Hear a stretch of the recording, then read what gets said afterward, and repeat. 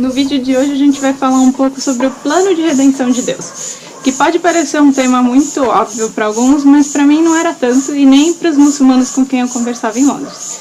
Eles sempre me perguntavam, mas por que Deus teria que matar seu próprio filho para salvar a humanidade? Isso parece muito sádico, não é uma coisa de Deus, de um Deus de amor.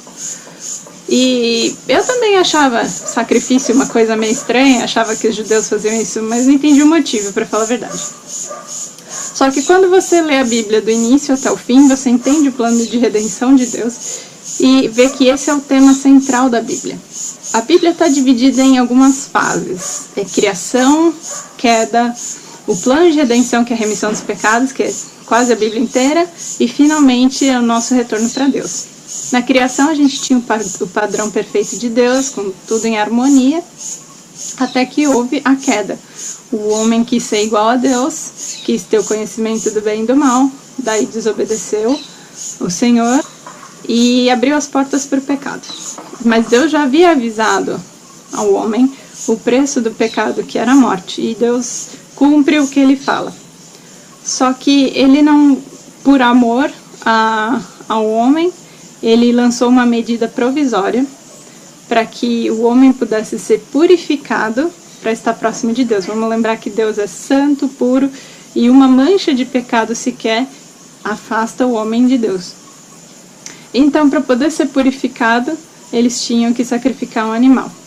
Mas por que o bichinho, coitado, ele não pecou? Por que ele tinha que morrer no lugar da pessoa? Justamente porque a vida está no sangue. Como se fala em Levíticos 17:11, porque a vida da carne está no sangue, pelo que vou tenho dado sobre o altar, para fazer expiação pelas vossas almas, porquanto é o sangue que faz expiação em virtude da vida. Ou seja,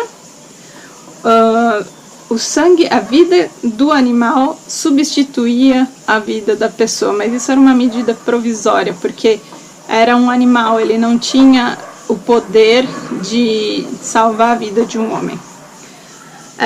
Esses sacrifícios, eles prefiguravam, na verdade, a solução final de Deus para salvar a humanidade, que era o sacrifício perfeito de Jesus Cristo. Todos os livros, desde Gênesis até os profetas, falavam de Jesus. E no Novo Testamento a gente tem a concretização do que essas profecias diziam. A punição que Jesus sofreu até a cruz aplacou a ira de Deus contra a humanidade, e o sangue derramado teve o poder de nos purificar e substituir a nossa vida. Quando Jesus ressuscitou, ele venceu a morte e nos deu a vida eterna, finalmente criando uma ponte entre nós e Deus. E é por isso que os cristãos hoje se submetem a 2 sacramentos para representar o que Jesus fez por nós. No batismo, ao submergir nas águas, a gente morre para essa vida, e quando a gente emerge, a gente vive para uma nova vida com Cristo. E no sacramento da ceia, a gente come o pão, que representa a carne de Deus, a punição pelos nossos pecados, e o vinho, que representa o sangue, a purificação. Mas a história ainda não acabou. Depois que Cristo subiu aos céus para sentar do lado direito de Deus, ele enviou o Espírito Santo para nos guiar, para que sua mensagem, seu evangelho pudesse ser espalhado para os 4 cantos do mundo, e para que tudo fosse consumado e seu plano de redenção fosse completado. Jesus Cristo é a figura central do plano de redenção de Deus, e sem Cristo não há salvação. É muito importante a gente perceber que simplesmente ser uma pessoa boa não salva a gente, porque é necessário que a gente seja purificado. Até nas melhores pessoas a gente sabe que existe maldade no coração, porque essa é a nossa natureza. Deus sabia disso e falou em Gênesis 8:21. O Senhor sentiu o aroma agradável e disse a si mesmo: nunca mais amaldiçoarei a terra por causa do homem, pois seu coração é inteiramente inclinado para o mal desde a infância. O que a gente tinha que fazer para realmente ser salvo era morrer. Esse é o preço do pecado, cessar de existir. E simplesmente não há outra solução. A nossa única solução era que a nossa vida fosse substituída pelo único homem que veio para esse planeta sem pecado, com o coração puro. Isso porque ele não era escravo do pecado. Ele era 100% homem, mas também era 100% Deus. E isso é muito importante. Porque senão não seria possível que ele substituísse as nossas vidas. Quando eu estava em Londres, eu tive a oportunidade de visitar a casa do John Stott, que é um teólogo muito famoso, em Pembrokeshire, que é no País de Gales, próximo ao mar, um lugar lindo, para um feriado de estudos bíblicos. E nesse feriado me foi apresentado um esquema que tenta resumir os pontos principais da Bíblia, mostrando o plano de Deus para alcançar um reino perfeito. Na parte horizontal a gente tem as fases do reino e na parte vertical a gente tem o povo de Deus, o lugar de Deus e as regras ou bênçãos de Deus.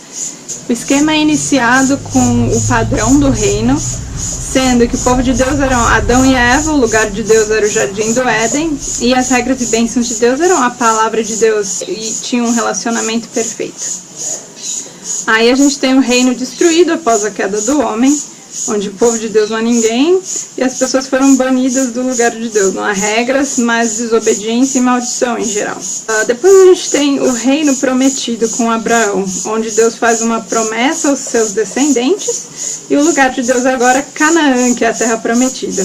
Deus abençoa Israel e as nações. Aí a gente tem um reino parcial ou temporário, onde o povo de Deus é Israel, o lugar de Deus é Canaã, com Jerusalém e o templo, e as regras se traduzem na forma da lei do rei de Israel. O reino profetizado é na época de Isaías, Daniel, tal, dos profetas, incluía como povo de Deus o restante de Israel e outras nações. O lugar de Deus seria um novo templo e uma nova criação, e haveria uma nova aliança com um novo rei e uma grande bênção. Aí então a gente parte para o Novo Testamento, onde o reino presente do Novo Testamento tem como povo de Deus Jesus Cristo, que é o novo Adão e a nova Israel. Ele também é o lugar de Deus, o verdadeiro tabernáculo, o verdadeiro templo.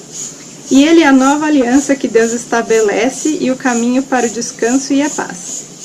Então a gente chega para o reino que a gente está vivendo hoje mesmo, que é o reino proclamado, que tem como povo de Deus a nova Israel, com judeus e gentios fiéis a Cristo. O lugar de Deus é nessas pessoas, que é a sua igreja, e isso acontece por causa da nova aliança através do Espírito Santo.